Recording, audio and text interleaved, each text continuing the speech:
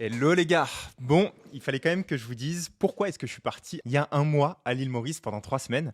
En fait, c'est trop marrant, vous allez voir, parce que si vous voulez, pour ceux qui ne le savent ou qui ne le savent pas, je fais donc du coaching, j'ai une formation où j'apprends aux entrepreneurs, aux créateurs de contenu à développer leur audience et la monétiser sur les réseaux sociaux. J'ai un client depuis quelques temps maintenant qui s'appelle Rémi, qui vit à l'île Maurice. Et en fait, lors d'un call très simple, ce qui s'est passé, c'est que je lui ai dit: écoute mec, je suis également intéressé par tes services. Donc on était vraiment en plein call. Vraiment, je le coachais sur ses réseaux sociaux, etc. Et je lui dis: écoute, j'ai aussi envie de développer mon business moi, parce que je voulais faire des tunnels de vente en fait pour scaler mon activité. Et du coup, il me propose quelque chose d'assez marrant. Il me dit: écoute, viens à l'île Maurice, viens avec moi. Je vais te montrer un petit peu comment ça se passe, comment je gère mon business. Et puis moi, fonctionnant vraiment à l'inspiration, j'aime bien être inspiré parce que je trouve que c'est à travers l'inspiration qu'on trouve vraiment l'énergie d'aller plus loin, qu'on casse nos barrières limitantes. Et du coup, je lui ai dit: écoute, tu sais quoi? Ok, je viens à l'île Maurice. Et en fait, ça s'est fait en 3 jours chrono. Et là-bas, Rémi et Monica, qui est donc sa copine, qui est aussi ultra gentille, nous ont super bien accueillis à l'île Maurice. On a passé un moment qui, vous allez voir, était plutôt bien. Mais ce qui est surtout intéressant, c'est que ça tombait pile au moment où je voulais en fait décider d'un endroit pour m'expatrier. Donc j'ai fait Bali il y a maintenant un an et demi. J'ai fait 6 mois à Bali. Et en fait, ça tombe bien parce que je voulais aussi voir l'île Maurice. Donc tout s'est accordé au même moment. Et en 3-4 jours, on a pris la décision avec Linda, ma copine, de partir là-bas 3 semaines, rejoindre Rémi pour que non seulement il m'apprenne un petit peu comment faire des webinaires, systémiser mon business, pour qu'il passe du coup la barre des 30 000 euros par mois, qui est mon objectif en 2024, et en même temps profiter de visiter l'île Maurice. Est-ce que maintenant ça m'a plu ou pas? Je vous laisse découvrir la vidéo et je vous dirai du coup en fin de vidéo les avantages et les inconvénients pour une éventuelle expatriation à l'île Maurice. Let's go et bon vlog. On est le 2 décembre 2023 et en plein hiver, on est à l'île Maurice. En réalité, on est arrivé hier, mais là, c'est notre première journée. Il est 8h40 du matin. Donc, on a quitté les 5 degrés de la France pour venir sous les 30 degrés ici. Donc, on sent la chaleur. La première chose, du coup, qu'on a à faire, c'est d'aller se trouver une voiture parce qu'on a remarqué qu'à l'île Maurice, si tu n'as pas de voiture, tu te déplaces pas puisque c'est ultra loin en fait les distances. Donc voilà, on va voir pour la voiture. Ça y est, on est sorti. Et quand il pleut à l'île Maurice, il pleut. Et ouais, on va être tout mouillé. Hein. Donc en plus, on doit demander un taxi sur la route parce qu'on n'a pas réussi à réserver avec l'application. Donc on va attendre sous la route le taxi. Et ouais, c'est les pays tropicaux. Finalement, on a quitté Paris pour la pluie finalement. Je retire ce que j'ai dit. C'est encore pire. Trempé, hein. On est arrivé au taxi finalement. Trempé. Donc ça y est, finalement on a réussi à obtenir une voiture, c'était pas facile. En ce moment c'est une période touristique, donc en décembre. Et du coup très peu de voitures disponibles. Et je crois qu'on l'a eu pour quelque chose comme 350 € pour 15 jours. Donc là on va aller directement à la plage, se faire une petite sortie plage.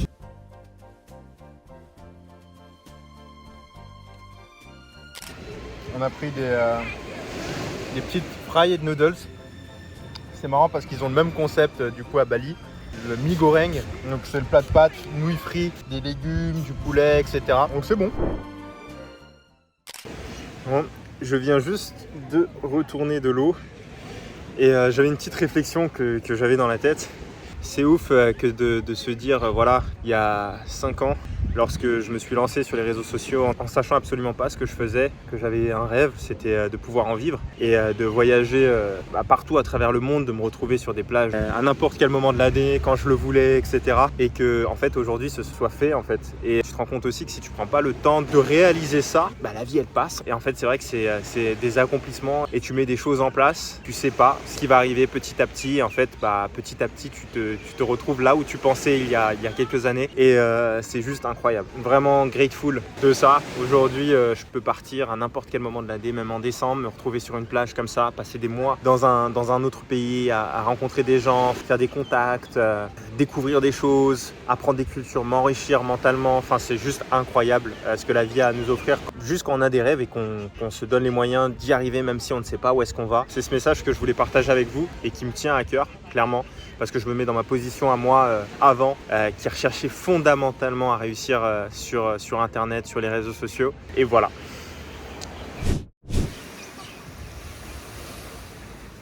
Pourquoi tu caches ton ventre? Tu passes des heures à la salle pour le travailler? C'est pas normal ça? Hein? Hello! 6h51 exactement du matin et on part pour la salle de sport. Donc on va voir comment les Mauriciens s'entraînent. Je suis avec le coach. Yeah! Improvisé coach. Donc lui, c'est Rémi, l'ami entrepreneur dont je vous parlais en début de vidéo, qui nous a accueillis ici et qui est expatrié à l'île Maurice depuis plus d'1 an maintenant. Bon alors qu'est-ce qu'on va faire aujourd'hui? Donc là, on va attaquer le haut du corps en entier. Et donc développer couché, développer incliné. On va faire un peu de biceps, triceps, on va les finir, les épaules. T'es prêt? Yes. Ouais? Let's go!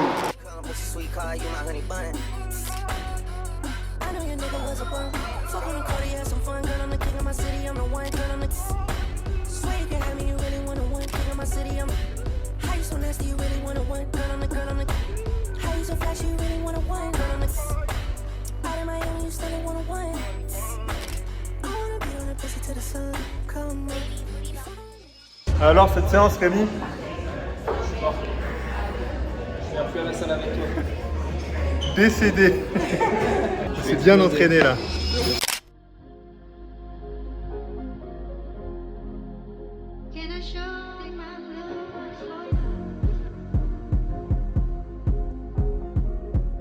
Bon, du coup, là les gars, on vient de se faire une bonne session ensemble d'échange un petit peu.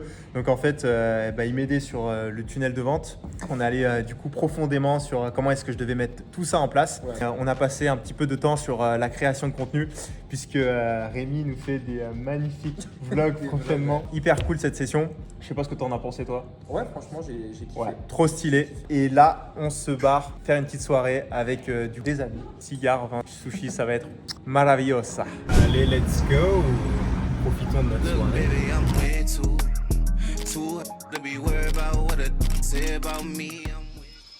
Donc ça fait exactement presque une semaine qu'on est là. Et voilà, pour tout vous dire, je suis en train de travailler sur un webinaire. Rémi m'accompagne à travailler un petit peu tout ça. Donc le but d'un webinaire, en fait, c'est de faire une vidéo où on explique qui on est, qu'est-ce qu'on fait, pour qui on le fait. On explique également notre méthode. Et le but, voilà, c'est qu'à la fin de ce webinaire-là, les gens soient enclins en fait à travailler avec nous. Ce webinaire, je le mettrai bien évidemment sous les vidéos YouTube, etc. Histoire que vous puissiez avoir un maximum de valeur, que vous sachiez exactement qu'est-ce que c'est le personal branding, quels sont les steps justement pour se mettre en avant, etc. Donc je vous filmerai un petit peu, voilà, les behind the scenes. Je finis le webinaire et ensuite je me dirige vers le podcast. Hey!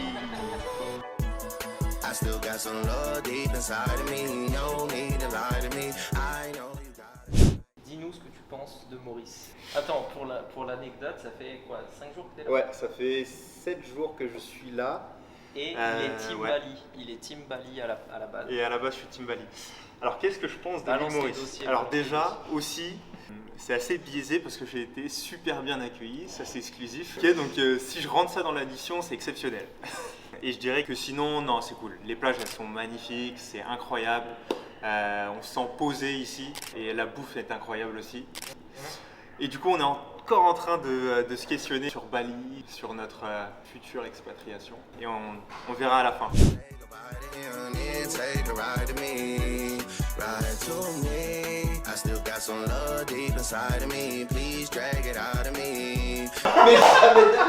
Mais jamais tu vas pouvoir faire ça. En vrai, tu imagines pas à quel point, toi, ça te libère de ouf, quoi.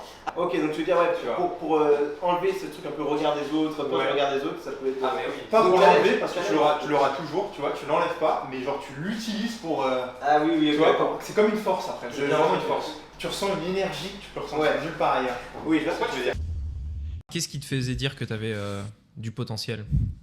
Je pense que c'était le fait de vouloir y croire, tout simplement. Croire que j'avais quelque chose à apporter. Que j'étais pas, en fait, moins bon que justement les gars que je voyais sur les réseaux sociaux. Donc, on est le lendemain du coup du podcast. Et ouais, on fait de super bonnes relations ici. Et ça, c'est un point extrêmement positif. Donc, petit spoiler déjà sur les révélations ici à l'île Maurice. Ça, c'est un point extrêmement positif parce que clairement, c'est ultra important les relations que tu peux faire du coup dans un pays pour se sentir bien. Donc, on a été super bien accueillis. Il n'y a rien à dire. Alors, on est à Caudan Waterfront et les ressemblances avec Cape Town sont absolument insane. Alors l'expérience? Très joli. On a un guide touristique personnalisé.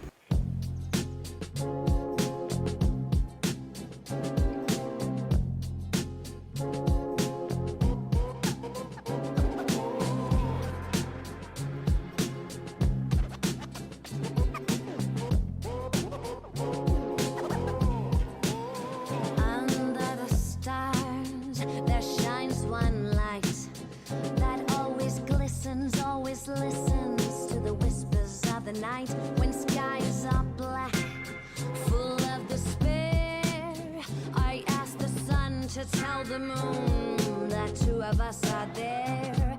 The afterglow that's down below is when I see you smile. And in your eyes, true love resides. Forever is a word that cries that I belong to you. That endless. Dis-moi, qu'est-ce que t'en penses des plages ici?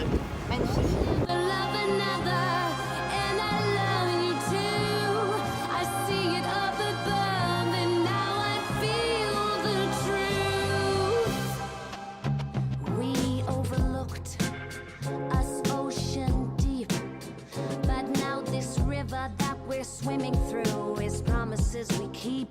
The sun comes up, there is no heat, 'cause what we're feeling is revealing all we dared. So let it burn, it takes its turn, one we never would allow. On est de nouveau de sortie du coup, et au programme, on va chez Rémi travailler un petit peu sur le webinaire. Et ensuite, on a paddle. Let's go.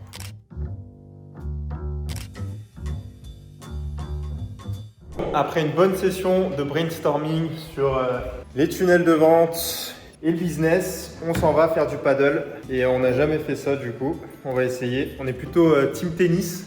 Mais bon, apparemment, le paddle, c'est quelque chose ici. Et si moi, si tu fais ça, Première séance de paddle. On a gagné quoi. Vous avez gagné combien? Ouais, mais c'était pas forcément évident de gagner. On voyait qu'ils avaient l'habitude. Ah ouais? Ouais, on voit que vous avez quand même un peu l'habitude. Ouais. mais ouais, première séance, mais en même temps, on s'entraîne quand même. Bon, ouais, on fait du tennis et tout, je pense que c'est normal qu'on ait gagné. 2-0 quand même. Non, bien joué les gars, c'est des heureux vainqueurs. Bien joué. Ouais, respect. Bravo. Non, mais en vrai, vous avez bien joué. Monica. Pour une première fois, vous avez bien joué en vrai. Merci. Ouais, mais bon, l'ego il en prend un coup quand même. Ouais, quand même. Ouais. Ça, c'est pas sympa.